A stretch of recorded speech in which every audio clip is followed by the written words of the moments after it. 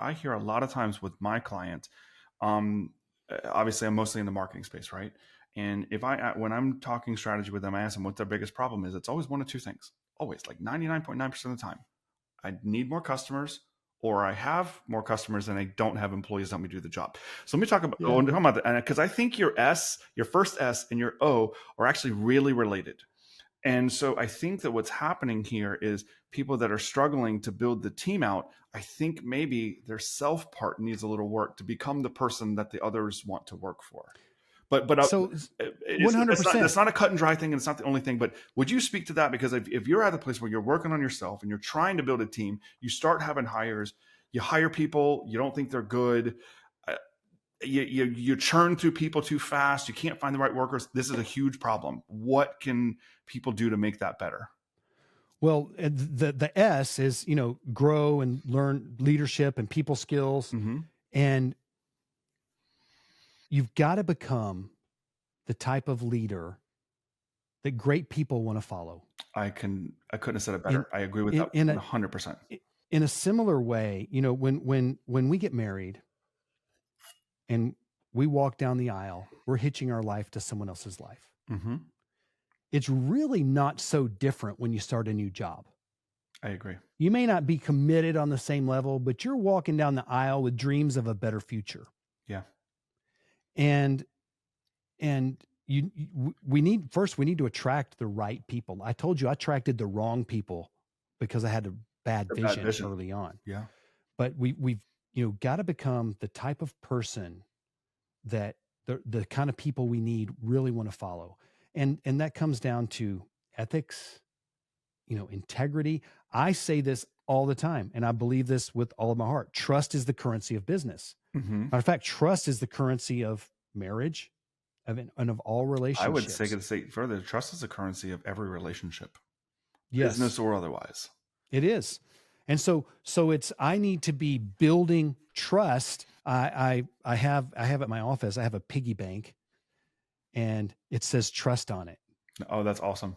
And I'm, and if you envision a piggy bank that's about the size of a grapefruit, and every interaction we have with other people in our life, and for this context, we'll just say our employees, mm-hmm. we're making a deposit in that piggy bank. But if you drop that bank, it's going to shatter on the ground.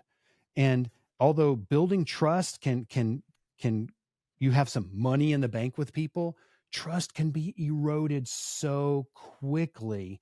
And you think in a relationship, you can be married for umpteen years, but if you go cheat on your partner, trust is gone immediately. And the same thing. That cliche, trust is gained in drops and lost in buckets. Yeah, that's right. That's exactly right. Yeah. That's a good one. Mm-hmm. So we've got to become a trustworthy person. Here's a real example that I use often with two examples. The first one is this. Let's just say that you're a painter and you're out there painting, you've got your guys with you, and it's Friday afternoon, you're trying to wrap up a job. It's been late, hot day, it's getting late, and you're running out of paint. You've got 1 gallon of paint left and you really need 1.5 mm-hmm. to finish the job. The paint store's closing soon, and you decide to add some water into that paint so that you can water down that paint and you can finish that job and collect that check and move on. And look, it's very possible that maybe use that watered down paint on a protected exterior ceiling that's never going to see the weather, and maybe the client never even knows that happens. Mm-hmm. But you know what your employees just saw? They saw you taking a shortcut. They saw you in really cheating. Cheating, you lied effectively. And I'm gonna share another one. This is gonna be hard for people to swallow. Your employee seeing you taking cash and not depositing it in your bank account so you can keep it off the IRS books. Yep. What is that going to do? A lot of people. What do you? So now when your clients or your clients, your internal customers, which are your first and most clients, your employees, when they see you, taking a shortcut on the job or cheating the IRS. Look, I I believe that we should pay every dollar we owe, but only every dollar we owe, and we should take advantage of every legal means to minimize our taxes. Agreed. But when your employees see that, what are they thinking when it comes to you making their paycheck? Is he rounding my hours down, up? Is he going to cheat me, or she going to cheat me? Now, in addition to now, when you're not around and they're running the job site, what are they going to do? They saw the example that you set. So those little things are really not so little. They have an exponential cascading effect. And the type of person that will take the small cheat will end up doing the medium cheat, will end up doing the large cheat. So you know, we talked about this before. I was in the Air Force, and all the branches of the military have a very integrity first mentality. And with the things that they're doing, and when you're in boot camp and in your whatever, your tech school or MOS training or whatever your job is, whenever you're learning there, they're giving you constant integrity tests. They're trying to test if you're going to take a shortcut. And the reason is like, let's say you're doing some, ridiculous run around a track. Like we used to have to run like 5 miles in the morning, right? So, okay, but they're not actually counting every person. I could have lied and I could have shorted myself a lap. I could have done that. But the person that does that, is that the same character that you want controlling like a $2 billion aircraft? Or maybe clearing a room with a buddy that your life and his may be intertwined because of shortcuts that you may take? Is that the kind of character that you want in that? Not really, and that's an extreme example, but it does play out in business because like you said, if they see you cheat the IRS, what are they going to cheat on the job that may end up coming back around? And that's, Micah, that's true. And so the O in SOS, we need to realize we're not in the widget business. What do you mean by that? We're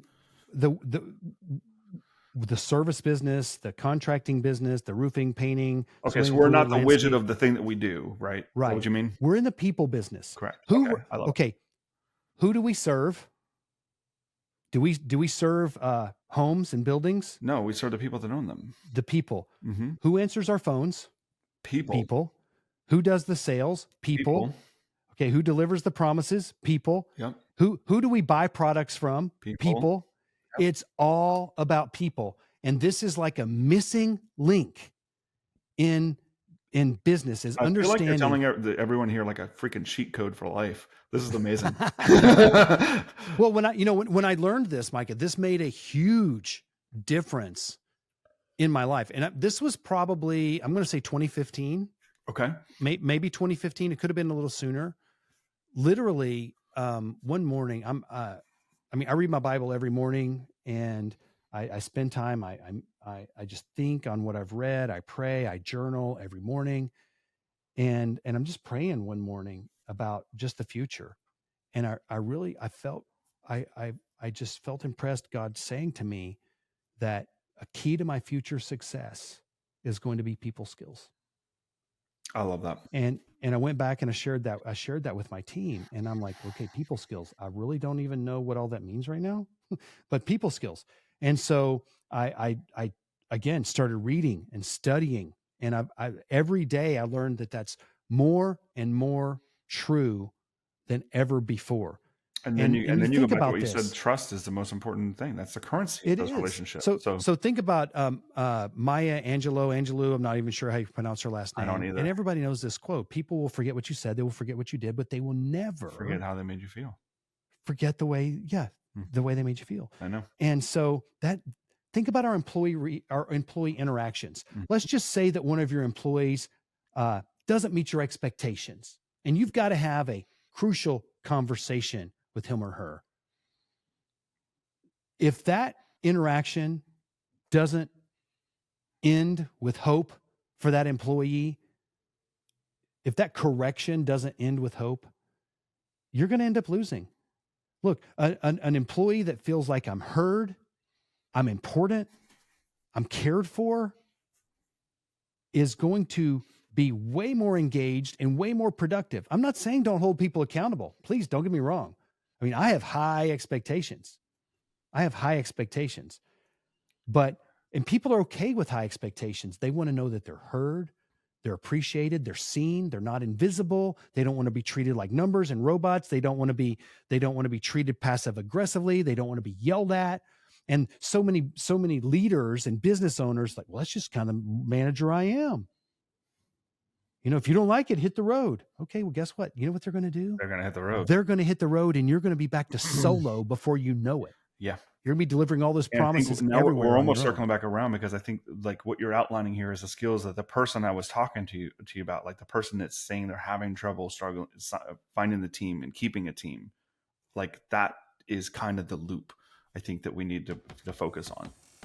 Hey, if you like this podcast, please follow and share. If you're looking for help growing your contracting business, I invite you to join my free community where we go live, share all sorts of tips and resources and free trainings. Plus, you get help from me, my team, and from peers. The link for that group is down below, and we'll see you next time.